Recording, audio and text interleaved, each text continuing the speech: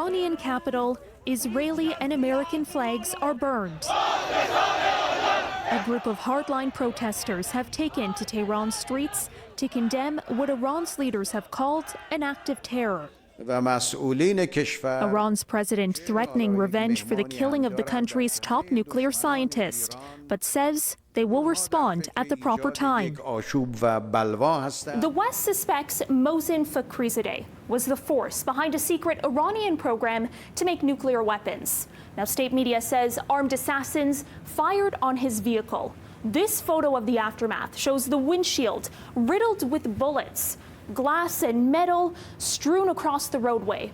The Iranian government is blaming Israel. Protesters gathered outside government buildings in Tehran demanded payback.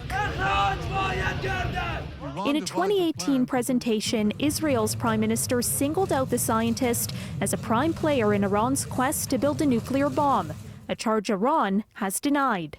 Remember that name, Fakhrizadeh. An Israeli cabinet official told Israel's N12 news channel he has no idea who carried out the killing. N12 also reports that Israel has put its embassies around the world on high alert.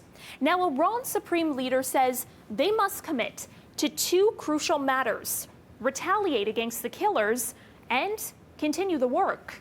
Experts believe the assassination will undermine diplomacy.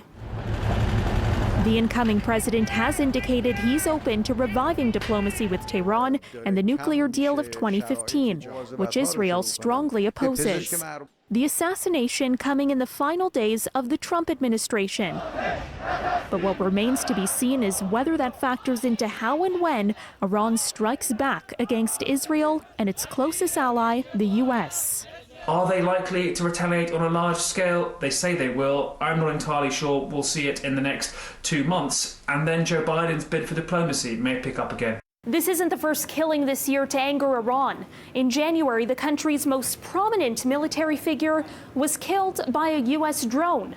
Iran had promised revenge back then, too. For City News, I'm Caryn Ceolin.